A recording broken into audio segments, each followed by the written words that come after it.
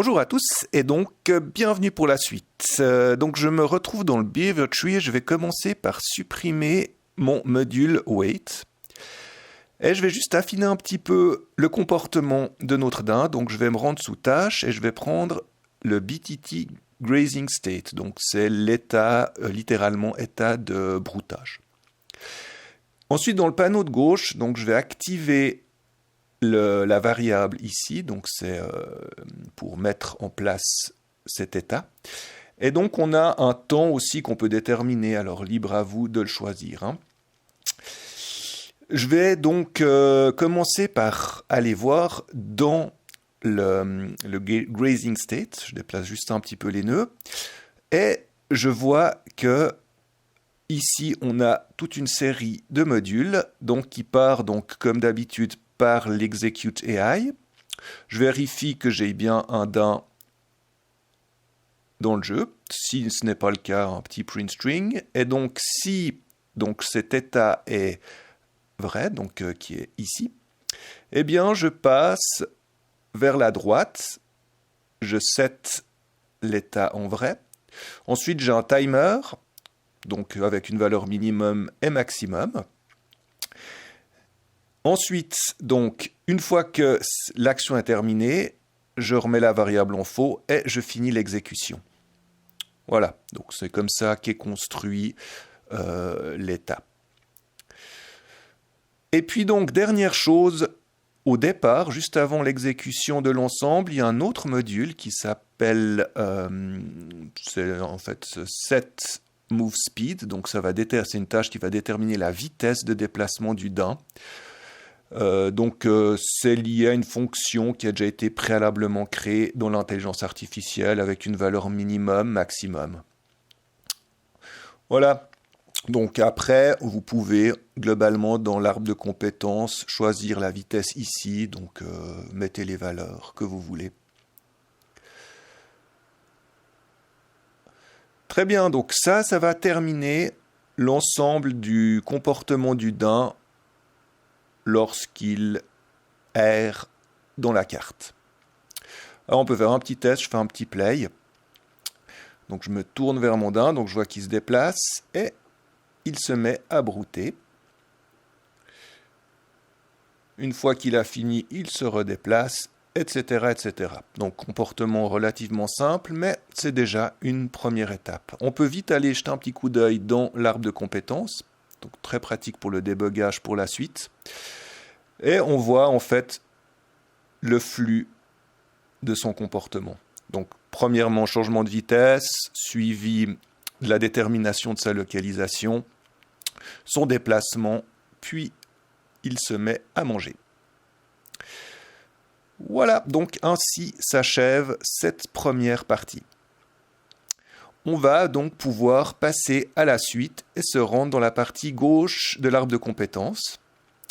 Je remets le lien et je vais m'occuper du is a follower. Donc c'est un état où le daim va globalement nous suivre s'il nous voit.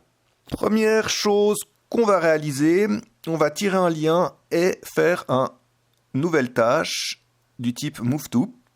Cette fois-ci, ça va être plus un move to vectoriel, on va dire. Ça va être un move to target. Il va se déplacer vers un acteur. Ensuite, on va simplement, une fois qu'il s'est dirigé vers notre acteur, faire un wait que je vais mettre à 1 seconde.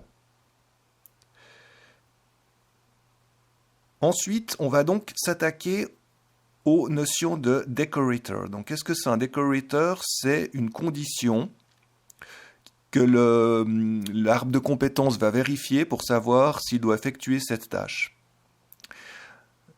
Donc, je vais aller sur la droite et je vais choisir ici, dans les keys, le be is follower. Donc, au moment où il va arriver ici, il va se poser la question, est-ce que je suis un follower? Si c'est le cas, eh bien, il va effectuer l'ensemble de la séquence qu'on vient de déterminer précédemment. Je me rends ensuite dans Player is Target, parce que pour savoir s'il doit nous suivre, il doit déjà nous voir. Donc, je vais venir ici, remettre un decorator du type Blackboard, et je vais changer ici sa valeur en Target Actor. Donc s'il nous voit, eh bien, il pourra potentiellement nous suivre, dépendant évidemment de la condition is a follower. Je vais donc parler un tout petit peu des flux, donc comment est-ce savoir quel flux va être suivi globalement. Donc ici on a onResult ou onValueChange, donc result c'est basé sur une condition et puis value, vous l'aurez compris, sur une valeur. Nous on reste sur une condition, est-ce qu'il va nous percevoir? Et donc ici on peut globalement supprimer certains types de flux, donc soit le flux de soi-même, c'est-à-dire dans l'état dans lequel on se trouve, soit tout ce qui est à basse priorité, soit les deux.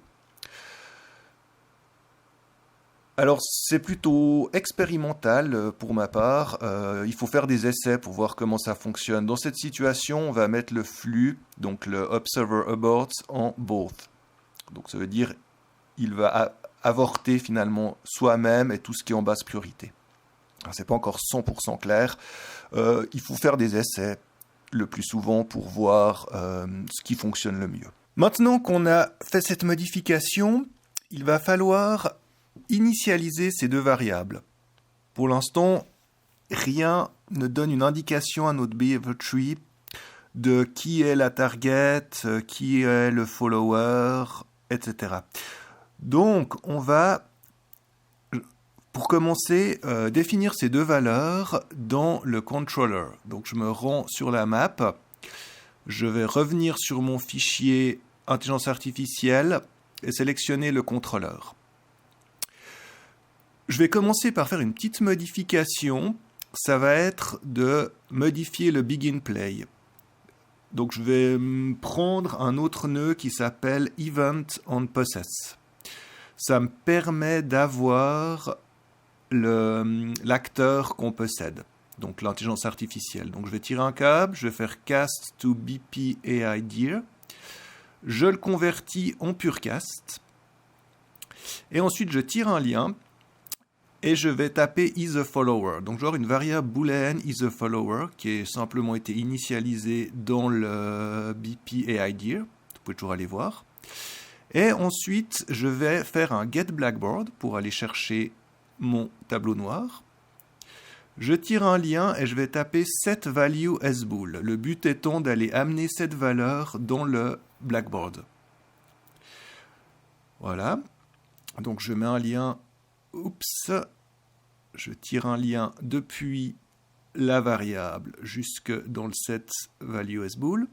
Et ensuite, donc, ici, vous pouvez cliquer droit puis faire un promote to variable, mais cette variable, elle est déjà présente ici, donc on peut simplement prendre cette valeur et venir la lier à cet endroit. Je tire un lien et je sauve.